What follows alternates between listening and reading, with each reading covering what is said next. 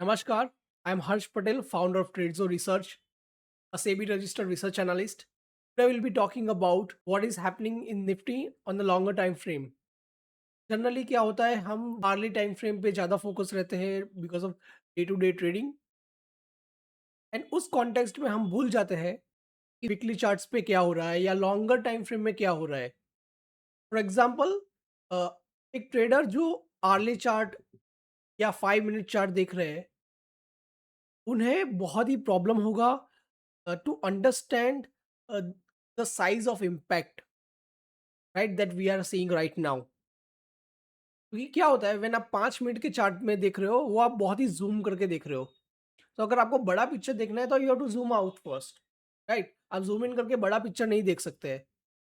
तो आज हम उसी बड़े पिक्चर के बारे में बात करेंगे कि वो बड़ा पिक्चर क्या है एंड हाउ हम उसको फंडामेंटली अलाइन कर सकते हैं, मैक्रोस के साथ अलाइन कर सकते हैं। We follow different technical analysis. We follow macro technical analysis. Now in macro technical analysis what we do, we look at the bigger picture first and then break it down to a smaller picture for our day to day or weekly trading। तो हमें हमेशा बड़ा picture देखना, जो larger trend है market में वो समझना बहुत ही ज़रूरी होता है। अदरवाइज क्या होता है कि हमारा हम कहीं ना कहीं मार्केट से डिस्कनेक्ट रहते हैं। तो आइए उसी बड़े ट्रेंड के बारे में हम देखते हैं गोइंग फॉरवर्ड। तो here we are on the Nifty weekly chart. अगर आप इस चार्ट को देखेंगे तो करीबन यहाँ पे तो ये फिफ्थ पॉइंट यहाँ पे आपको दिख रहा है, राइट।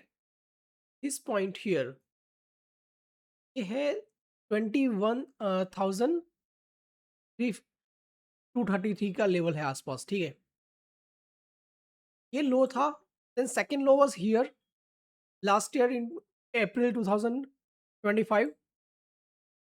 यहाँ से हमने एक ट्रेंड लाइन ड्रॉ किया है। अभी आप देखिए तो यहाँ पे एक लीनियर ट्रेंड लाइन बन रहा है, ठीक है। तो इस ट्रेंड लाइन का इंपॉर्टेंस है मार्केट में। क्यों है? बस ट्रेंड इज लीनियर। तो जो गैप है दोनों पॉइंट्स के बीच में वो आइडेंटिकल है, ठीक ठीक है। दूसरा चीज़ है कि ट्रेंड लाइन काफ़ी फ्लैट है। ट्रेंड लाइन जितना फ्लैट होता है उतना ही उसका इंपॉर्टेंस बढ़ जाता है। जो जो ट्रेंड लाइन स्टीप रहता है, अगर let's say if I draw trend line from here this point, this will be a very steep trend line. देखा जाए तो इसका एंगल 60 डिग्री से ज़्यादा है। तो ये ट्रेंड लाइन अगर हम यहाँ से मैं पॉइंट को कोविड के लो से कनेक्ट करके यहाँ पे ड्रॉ करूँगा तो उसका इतना इम्पोर्टेंस नहीं है मार्केट में। क्यों नहीं है? बिकॉज ये वर्टिकल अप मूव है। जब मार्केट वर्टिकली अप मूव होता है तो सपोर्ट एंड रेजिस्टेंस ज़्यादा इंपॉर्टेंट हो जाता है। तो यहाँ पे हम देखेंगे कोविड से जो लो बना था 7011 का, वहाँ से 26,000 का टॉप बना हुआ है। यहाँ पे 26,125 समथिंग, यहाँ पे 26,373 समथिंग, ठीक है। एंड अभी रिसेंटली हमने क्या देखा, पहले यहाँ पे एक डबल टॉप फॉर्मेशन बना था, ठीक है, छोटा सा। फिर मार्केट में करेक्शन आया। On US trade deal announcement हमने एक हाई देखा यहाँ पे।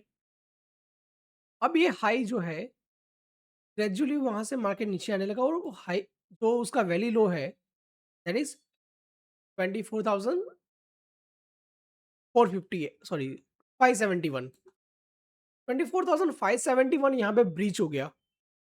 एंड ब्रीच होने के बाद हमने देखा कि मार्केट में काफ़ी स्टीप फॉल आया है इस वीक। तो 24,250 से लेके यहाँ पे 23,350 यानी ऑलमोस्ट 1000 पॉइंट का फॉल आ चुका है मार्केट में। अभी भी क्या हो रहा है, अगर हम इवन लाइन चार्ट भी देखते हैं तो देखो आपको कहीं पे भी सपोर्ट है नहीं यहाँ पे, राइट। आपका 22,500 और 21,750 से पहले यहाँ पे कोई भी सपोर्ट नहीं है। एक यहाँ पे एक साइकोलॉजिकल सपोर्ट हमको जो दिख रहा था और लेट्स से रिट्रेसमेंट लेवल के हिसाब से जो सपोर्ट दिख रहा था दैट वाज अराउंड 23,500, वो आज ब्रीच हो चुका है। आपने एक चीज़ नोटिस किया होगा, एवरीडे मार्केट नीचे खुलता है then it goes up, right. आज ऐसा नहीं हुआ। थोड़ा सा बाउंस आने के बाद क्विकली सेलिंग आ गया एंड हमने नया लो देखा। This is what we are seeing on the daily chart. अगर आर्ली चार्ट में भी आपको दिखाऊं, देखो ये फर्स्ट आवर में वो नीचे आ गया। अभी यहाँ पे जो एक साइकोलॉजिकल सपोर्ट बना हुआ है on the even on the daily chart, and market काफी ओवरसोल्ड है, तो we may see that a bounce back to 23,500 again during the day. Now that may provide a selling opportunity. अगर आप देख रहे हो तो every day that is what is happening, that market opening with a gap down, right, then it goes up, and next day it again falls, goes up again falls। तो ये चीज हम तब देख रहे थे मार्केट में जब market was moving up, right. आपने देखा होगा कि काफी टाइम मार्केट गैप में ही ऊपर ऊपर ऊपर जा रहा है। तो देखिए ये यहाँ पे सिमिलर पैटर्न है कि मार्केट ऊपर जा रहा है, ऊपर जा रहा है, राइट। यहाँ पे देखिए गैप में ऊपर जा रहा है।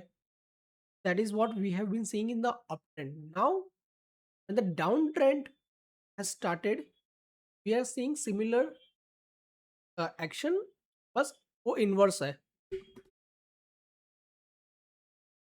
तो अभी जो ये डबल टॉप बना हुआ है यहाँ पे, उसका टारगेट इज अराउंड 22,800। हालांकि यहाँ पे 22,760 पे 78% रिट्रेसमेंट है कोइंसिडेंटली, तो वो आपका एक सपोर्ट बन गया। अभी वहां से लेके 22,250 पे आपका ट्रेंड लाइन सपोर्ट है, एंड ये जो बड़ा सा double top kind of formation बन रहा है, उसका valley low is at around 21,743। तो ये आपका सपोर्ट है, हमको ये चीज ध्यान में रखना है। ये जब ब्रेक होगा तब आप समझ लो कि finally you can see that market no longer range bound, and longer time frame में भी सपोर्ट ब्रेक हो चुका है। Once that happens, and we may head to 19,000 to 17,000 levels. तो अगर आप डेली रिट्रेसमेंट लेवल्स यूज करते हैं, उसी तरीके से हमने लॉन्ग टाइम टाइम फ्रेम में रिट्रेसमेंट लेवल्स यूज किया है from the Covid low to the high. तो वहाँ पे अगर देखो तो 38% करेक्शन आ रहा है, which is a healthy correction which happens in the long term. 50% correction is somewhat intermediate कि यहाँ पे हो सकता है। अगर ये उसके नीचे जाता है अराउंड 14,700, तो आप समझ लीजिए वो फेयर वैल्यू के नीचे चला गया। अभी करीबन 22 का पी चल रहा है, ठीक है। 2021 में we move from standalone earnings to consolidated earning. ना उसके बाद हुआ क्या, 2021 के बाद आपका जो पी है वो ड्रास्टिकली फॉल हुआ। 2021 से पहले हमने जो भी निफ्टी का पी हिस्टोरिकल रेफरेंस में हम देख रहे हैं, वो सिग्निफिकेंटली हायर था। व्हाई? बिकॉज हम वहाँ पे स्टैंडअलोन अर्निंग्स देख रहे थे एंड कंसोलिडेटेड अर्निंग्स को काउंट नहीं कर रहे थे। तो उसी की वजह से जब आपका कंसोलिडेटेड अर्निंग का जो पी है वो अभी नीचे आ रहा है, तो हम उसको प्रीवियस पी से कंपेयर नहीं कर सकते हैं। एंड कहीं ना कहीं बहुत सारे एनालिस्ट यहाँ पे मार खा रहे हैं या मिस आउट कर रहे हैं in the historical reference point. वो देख रहे हैं कि यार 23-25 पी के ऊपर एक्सपेंसिव होता है। No, that reference point has changed. तो अगर आपको हिस्टोरिकल रेफरेंस पॉइंट निकालना है तो आपको फिर से सारी कंपनीज का या निफ्टी फिफ्टी अर्निंग्स का हिस्टोरिकल कंसोलिडेटेड अर्निंग्स वाला पी निकालना पड़ेगा, राइट। लेकिन हमको पता है कि कहीं ना कहीं उसकी वजह से एक करेक्शन है पीई में, ठीक है। अभी अर्निंग्स की हम बात करें तो forward earnings last year was estimated to be around 16%। तो 16% का एस्टिमेट अभी 11-13% कर दिया। Even after that earnings came in at only 8%। जब अर्निंग्स 8% पे आ रहा है तो व्हाट इज हैपनिंग कि वो अंडर परफॉर्म कर रहा है। रियलिटी और एनालिस्ट के जो एस्टिमेट्स है, तो स्टार्क डिफरेंस है। हमारा नॉमिनल जीडीपी भी 9% है। आप समझिए जब हम हमारे निफ्टी फिफ्टी के अर्निंग्स 9% नॉमिनल जीडीपी के ऊपर नहीं जा पा रहे हैं, तो कहीं ना कहीं अर्निंग्स में डिफ्लेशन है। ये बहुत सारा जो ग्रोथ की हम बात कर रहे हैं या एनालिस्ट एस्टिमेट कर रहे हैं कि 3 साल में इतना ग्रोथ होगा, वो ग्रोथ नहीं हो रहा है। आफ्टर कोविड हमने पेंट अप डिमांड की वजह से काफ़ी शार्प अर्निंग्स ग्रोथ देखा, लेकिन 23 के बाद से वो ग्रोथ स्लो डाउन हो चुका है and which is clearly visible in the earnings. तो मार्केट कहीं न कहीं उसको अ, करेक्ट करेगा। हमेशा मार्केट एक यू नो शॉक या एक ट्रिगर के लिए वेट करता है before correcting, because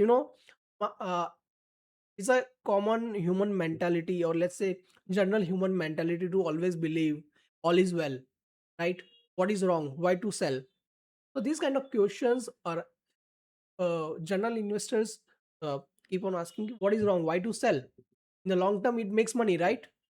So unless some trigger like what we have seen, the West Asian war, the trigger 2 weeks back, which is sending supply shock to the world. Oil prices up, jet fuel prices up, LNG, LPG shortage, which is affecting, helium shortage, which is affecting AI and chips, semiconductors. So a lot of things are happening. Shortage of sulfuric acid may also happen, right? Because that is one of the byproduct of crude, and one of the most produced chemical, which is highly used in mining and refining copper metals, many many places. So कहीं न कहीं ये जो हमको एक economic shock या trigger मिला है, वो एक ट्रिगर है। That is not the sole reason for market to fall. The right reason for market to fall is over value, sorry, it is over valuation, and there is a fundamental disconnect that earnings are not in line to the estimates. They're constantly, you know, lagging. तो जो हम market को premium दे रहे हैं estimate करके कि इतना growth होगा, वो ग्रोथ नहीं हो रहा है। That is the fact, right? And उसी फैक्ट के बेसिस पे जब मार्केट में कोई ऐसा ट्रिगर आता है which forces investors and institutions to rethink about their policy and their stance on the market, it creates a cascading effect. अभी मार्केट हमेशा समझ लीजिए कि आपके पास 1 लाख है तो आपने पूरा 1 लाख इन्वेस्ट नहीं किया होता है। बहुत सारे investors, even institutional investors take leverage.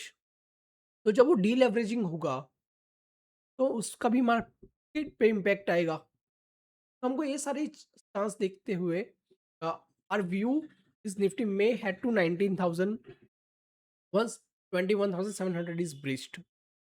Right now we see Nifty at 22,000। तो अभी 23,300 के आसपास एक साइकोलॉजिकल सपोर्ट बना हुआ है। साइकोलॉजिकल सपोर्ट अगर ब्रीच होता है आजकल में कभी भी, तो हमको फिर से अ, एक इंटेंसिफाइड सेलिंग एक्टिविटी मार्केट में देखने को मिल सकता है towards 22,000 level. Thank you for listening. If you like our video, please do subscribe and follow us on YouTube and X. Thank you.